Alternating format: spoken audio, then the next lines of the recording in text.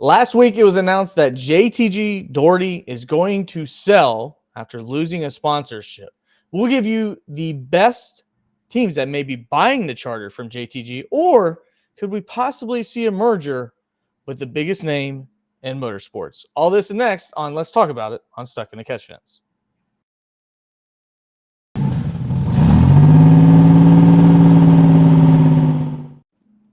Welcome in, everyone. Hope you're having a wonderful day. Ryan Peters here with Travis, but we're getting ready to break down the four best scenarios, I think, Travis, that we think JTG Doherty could possibly move to in terms of selling or possibly merging. You brought this topic up to me and said you thought this would be a great idea for us to list it. I haven't seen a lot of people really throw their ideas out there. So, Travis, why don't you go ahead and lead it off? What your overall thoughts of JTG Doherty just leaving in general are? I mean, it's something that I remember when they were running with Marcos Ambrose, Keller, and some of them guys back in the Xfinity days, and then they made it into the Cup World with Marcos, and then they had Labonte, and they've had a AJ, and then it feels like they finally settled. Yep, yeah. They had everything. So I think it's just what you've seen lately with a lot of these teams that are single car, two car operations where they just kind of build up. And then, there's a point that they plateau and, they end up selling off. So, it'd be sad for them to go. Obviously you hate seeing people, especially, you have Brad Daugherty, he minority owner and some stuff like that. So it'd be tough for seeing someone go, but what all goes up must come down, especially after they just won the 500 last year. Right. They've gone all the way up, and they feel like they've almost peaked. That's almost the best thing that can happen besides winning the championship. And then, now they have Kroger leaving. Well, I think peak is the key word, because right now there is no better time to sell, because when it comes to peaking, charters may peak at their very highest until we get a charter deal done. So wouldn't it make more sense now? You mentioned to me before the BJ McLeod number. What's a JTG Doherty championship, Daytona 500 championship worth?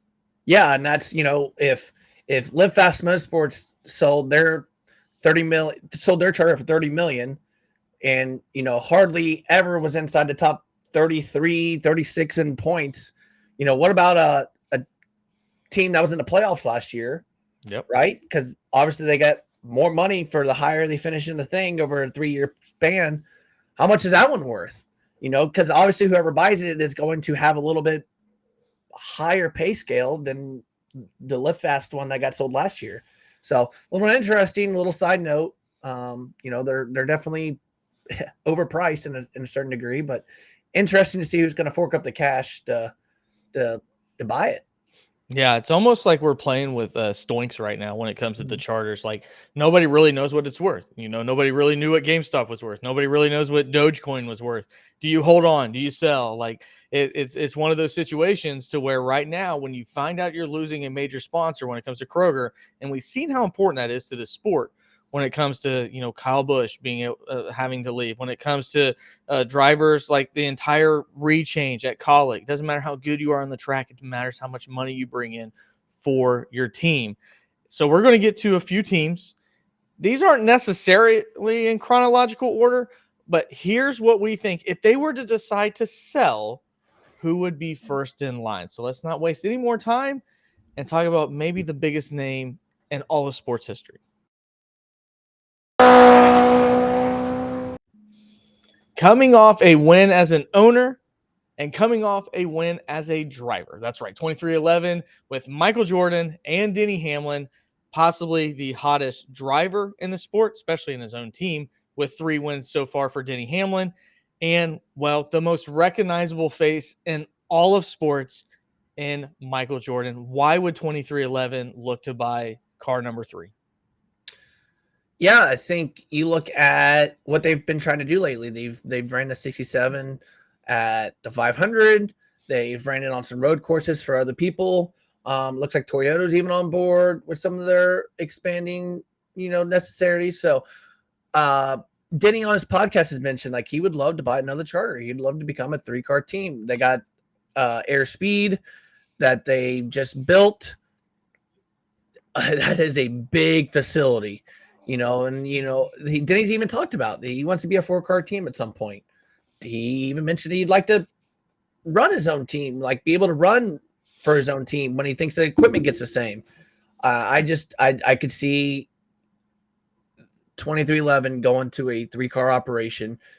They ran 3 cars. I think Denny sees the price of running a 3rd car and goes, wow, like that's really not worth the investment necessarily. I think that they are the one that's why I think they're kind of first on our list. Well, and I think too, Travis, with the news coming out with the Twitter beef that was with Smith SMI Motorsports, to me that too kind of leads into something. If somebody's wanting to buy a team, he's wanting to get this deal done. And Marcus Smith is part of that ownership group that's not helping getting this charter deal done. It's not helping getting this infighting. Well, if Denny Hamlin's looking to expand, he's already said, I'm not expanding until we figure out what the hell the deal is. So that frustration could lead into that. And that's when you see a guy lash out because of what happened at Sonoma. And he brought up some other things, and it got really personal. It also got really hilarious, Denny being the villain that he is now. And it just kind of alludes to, it seems like there's bigger things going on. Like, why would Denny Hamlin care if they go to Sonoma and the road's already fixed? Like, that has nothing to do with him. It seems more to care about as the owner, Denny Hamlin, having things to care about. So I see 2311, and then you mention on top it, well, do they have the investor? Absolutely. They got Michael freaking Jordan. I mean, what more can you want than a guy that has transformed sports altogether from a popularity standpoint? He has the biggest brand possibly known to man. The best looking cars that he has win. It just seems like the Carolina Blue car has done really well. He had the car with Kurt Busch at Kansas, oddly enough, where we're going this week. The car last time at Talladega. That brand is out there. And if anybody could bring in that populace that NASCAR's looking to reach, the younger generation, why not Michael Jordan? And then they would have the funds to just go ahead and say, hey, we're going to run a Jordan brand car. I'll just use it to pay off some of my tax expenses. And then, boom, there it is. There's the marketing that I need to reach an audience that I didn't think I had to reach before, or I couldn't reach before, in a different type of genre. And what would be cooler to see NASCAR collab with Jordan? I don't know if there's a conflict of interest there, but I'd be all for it to see NASCAR collab with Jordan on clothing, on shoes, all these different avenues that we've not reached before. And we're trying to do it through Bubba Wallace. Do it through the owner. Do it through Michael freaking Jordan. And to me, it just makes so much more sense for 2311 to keep expanding because of the ways they could do it. And if they bring Denny Hamlin in, you automatically have a championship contender day one. Yeah, and I think you look at Denny keeps saying process. We're just following the process. They started as a single car team. They finally got to win at Talladega in the rain shortened race with Bubba. So what they do, they went out and bought another charter. Had a 2-car operation. They brought Kurt Busch in. What did he do? They went out and won Kansas, and then they also won Kansas later that year. So what they do? All right, Kurt Busch got hurt. Let's just bring in one of the rising stars in Tyler Reddick. You know what he did? He came out and had I think 2 wins last year, 3 wins last year, 3 wins, I believe. 3 wins, and then has another win this year.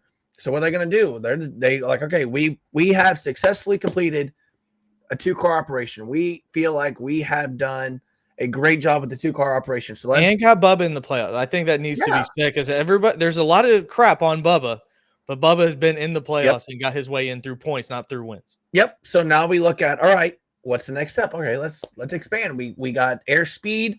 We have this huge facility that we're going to do our own pit crew and everything at. We're going to manufacture everything. We're going to start trying to get away from JGR a little bit. So because we have our own stuff. So what's the next thing? All right, let's go to a 3-car operation.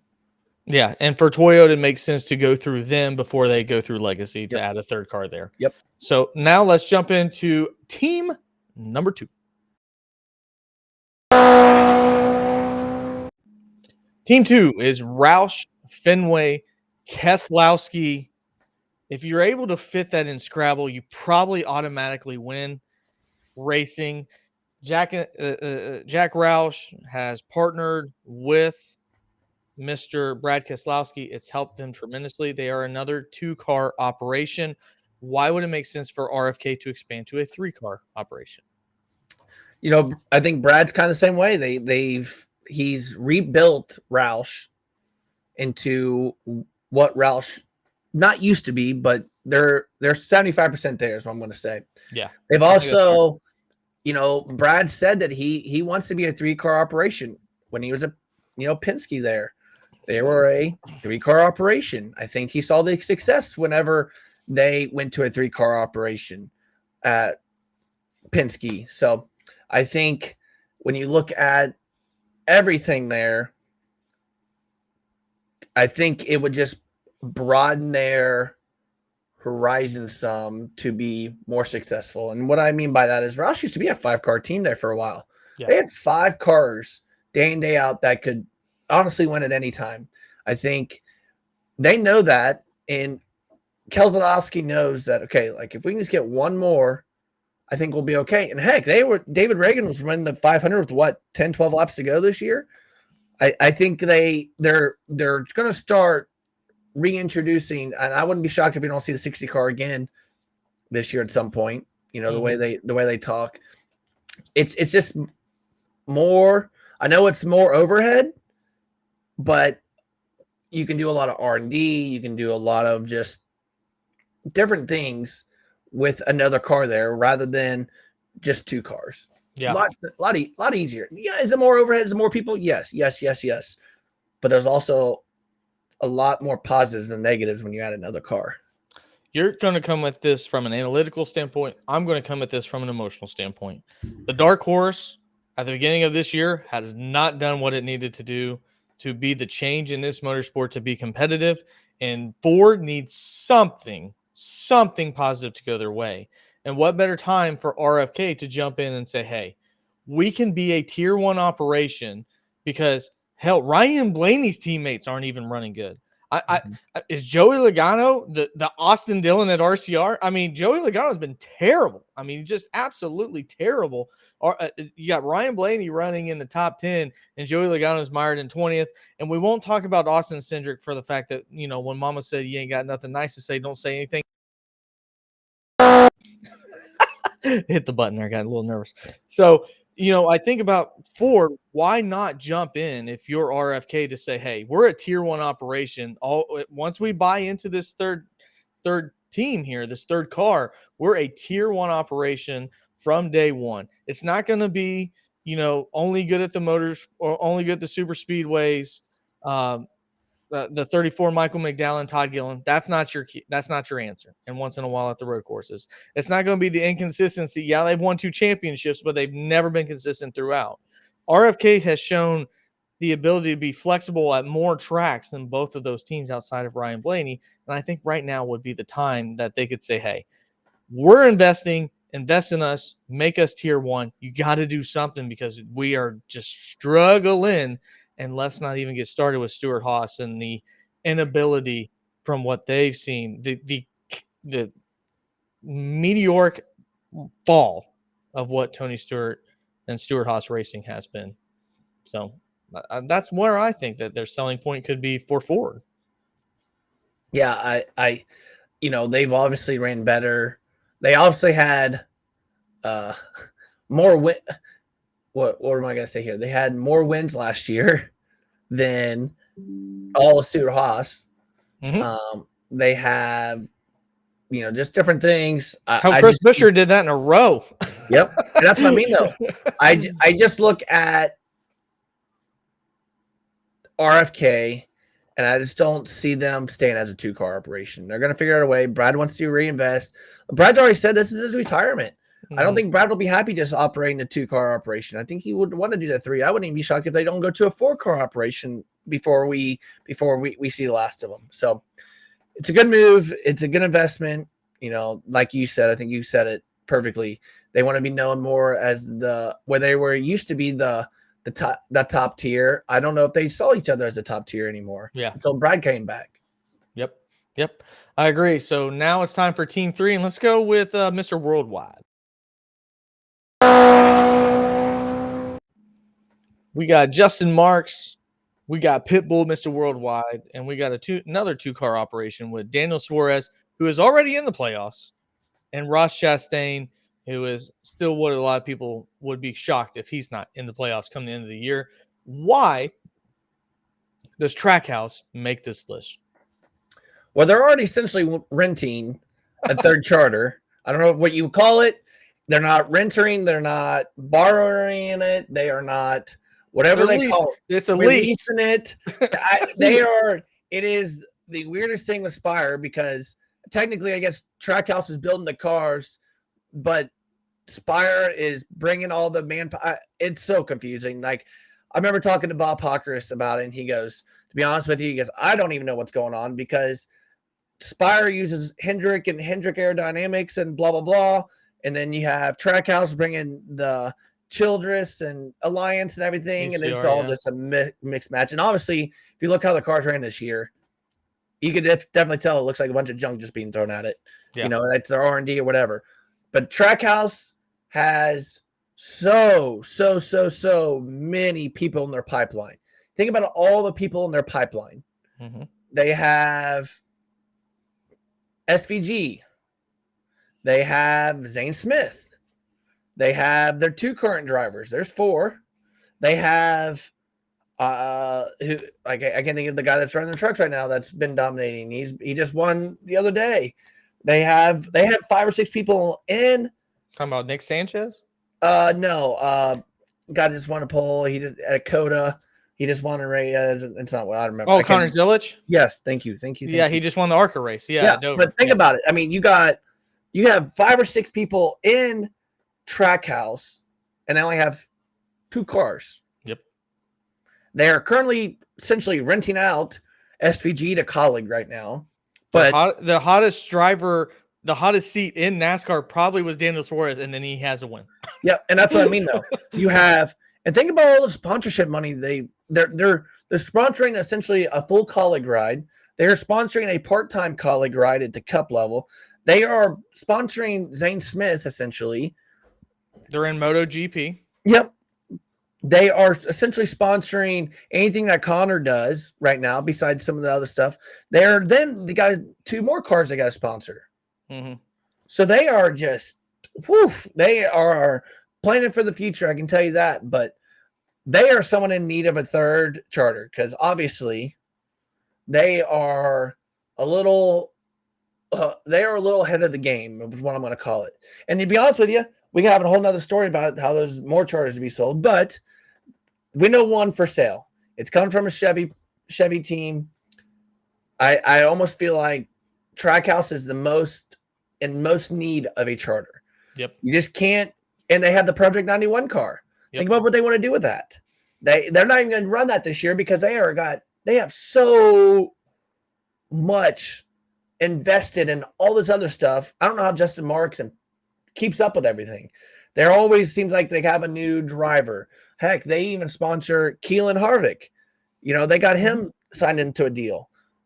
They have so much invested in so much things that it's I don't even know how to explain it. It's just how it is. So if there was out of the people we talked about, if there's someone that needs a charter, it's Trackhouse. They have too many people in the pipeline. They have too many people coming up. They need some place to put these people. Yep. They can't just keep renting out seats and finding all this money. I mean, think about how much money they would have saved if they had a charter or done this by themselves and just done it all in house. Yep. I think you hit the nail on the head. The other 2 teams are wants. This is a need. You don't take away Shane Van Gisbergen from Supercars to have him run Xfinity. That's not how that works. You don't hire at 17, 18 years old, Connor Zilic, which looks like a phenom. Everybody has already said it. This kid is going to be one of the best. All he does is win everywhere. You don't do that when you're a 2-car team not looking to expand. There's so many people in that pipeline that this is a team that it would make the transition from the same manufacturer a lot easier than the other 2 manufacturers having to try to buy in for this charter, with Chevy having that influence. And the best thing I think that has happened is they call Pitbull Mr. Worldwide, but Justin Marks is Mr. Worldwide. He gets worldwide sponsorships. He gets worldwide class drivers. He gets the best talent, and he's probably the best businessman in the modern day NASCAR era. And I think he has found a way to woo people into his idea, to his vision, and it's worked. And it's worked very shortly because this Chip Ganassi team, even though it was already established, was not good. Like, there's a reason why Kyle Larson got out of there, not obviously by his own means, but what a lot of people said, if Kyle Larson, Kurt Busch get out of Chip Ganassi, they could do bigger things, and they both did. It was a stepping stone. Trackhouse is not the Chip Ganassi. It is a legit championship contender, and they showed that by putting Ross Chastain in the Final Four in year one. And I think they're only going to get bigger. Mm-hmm. And you just got to look at it from the standpoint of, it's kind of like what you said. It's just, look at all the sponsors they brought in. Look at all the stuff. Heck, they've got Busch Light right now on the car. Think about huge free agents and sponsorship. Yep. And they had everything filled from last year, and now they brought Busch Light. So all those sponsors kind of went to other cars and filled other spots. They got Wendy's. I hope they don't Red Bull in their other series. I mean, you can't discount Red Bull in their other series. Yeah. So you look at what's it going to take, and I think with Pitbull and Justin and some of his investors, I think they got a blank check and say, what's it going to cost us? Yep. It's kind of like what they did when he went in with Chip. He's like, here's my blank check. Where's it at? And be honest with you, what a great investment. Because look at all what he paid. What he paid for a 2-car full operation is what half a charter is worth now. Yep. So what a great investment. So he's made his money back. Plus more. It's essentially what Spire almost had to pay for to get a truck team in KBM. I mean, it's crazy with what Justin Marks and that vision was with Trackhouse. So we'll get into now. You saw the thumbnail, and we kept you, like the good YouTubers we are, we kept you waiting and waiting and waiting. So no longer any more wait. Let's talk about Redneck Jesus. Rumor. How long we've been waiting and waiting and waiting for Junior Motorsports to make its way into the series. He said for himself, I cannot do it alone. I don't have the money to do it alone. Travis, is this the open door where instead of JTG Darty, we see Junior Motorsports mixing in by buying in this Chevy team and having the J stand for Junior? Floor is yours. Yeah, I like we've talked about this all the time, and a podcast talks about it. Junior talks about it. Well, he wishes he would have bought a charter back in 2020. He says that. He says he had the chance, and he thought at the time $5 million was too much. Well, now they're worth 6 times of what they were back then. And he's kind of said like it's going to take a partnership, not fully, but the way he talks, he can't do it alone. He will not do it alone. Yeah. And what a better, you got to think about it. JTG has Hendrick Power. What does Junior have? Hendrick Power. Yep. What alliance does JTG have? Hendrick. Yep. Who does Junior go through? Hendrick. Yep. He's the class series for Hendrick. What easier time to align and easy for Junior to come in and say, okay, everything's in place. Let me bring my people in. Let's combine. You got all kinds of things. We can build on what you have. What easier time? It's not easy is what I'm saying, obviously, but a lot of the pieces that Junior would need are already there. The convenience of it, yes. You have a facility. You have a Daytona 500 winning car team, right?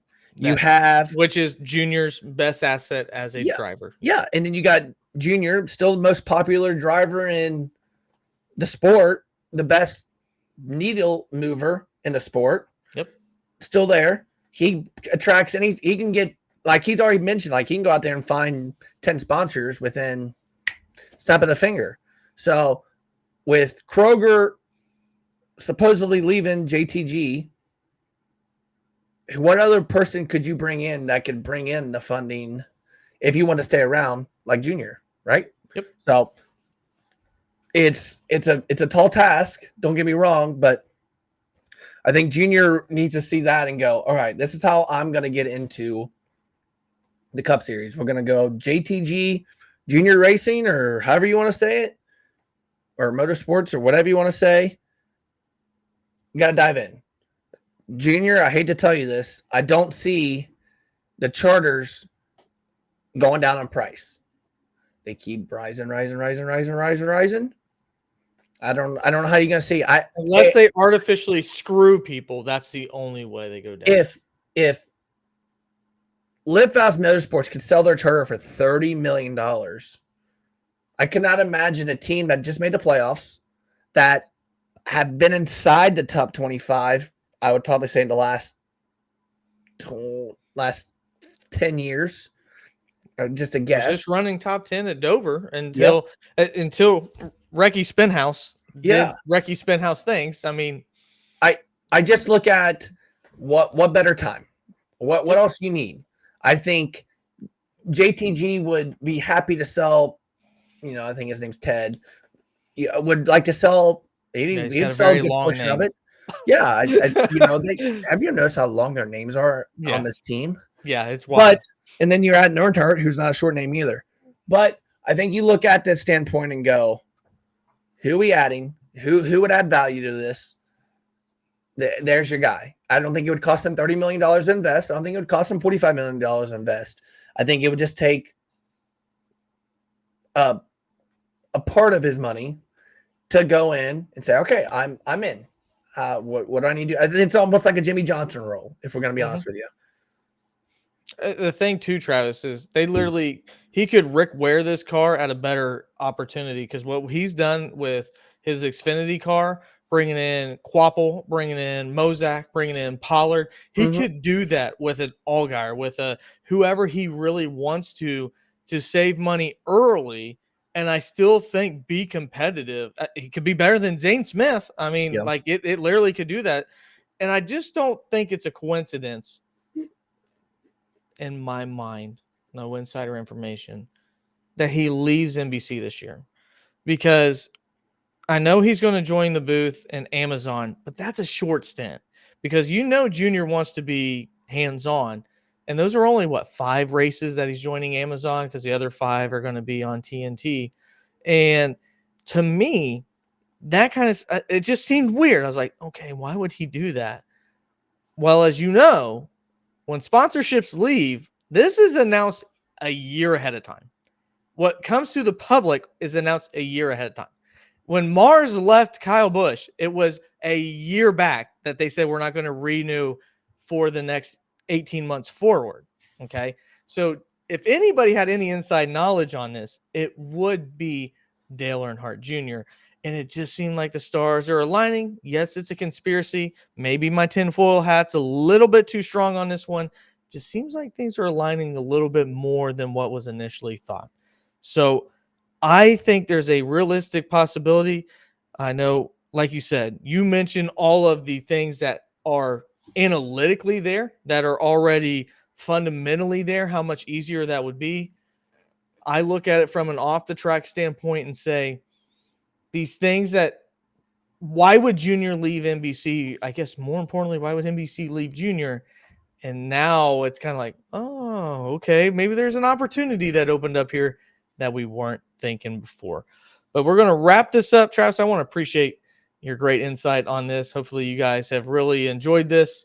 And like and subscribe to the channel. We are on our way to 1,000 subscribers. Got the weekly show. Looks like we might get into more racing this week as well. I know Joe is going to do a show completely on iRacing, expectations, what it takes to get into it, all kinds of different things, some tricks and helpful hints on that. I know, Travis, you're working on a dual motorsport opportunity here when it comes to your favorite driver, Kyle Larson, running the IndyCar, running Charlotte and the Coca-Cola 600, how important that is, and the fact that he actually has a chance to win the damn thing. So we'll be talking all about that. But thank you guys. Hopefully you enjoyed this. Again, like, subscribe. We appreciate it. We'll see you next time on Stuck in the Catch Fence.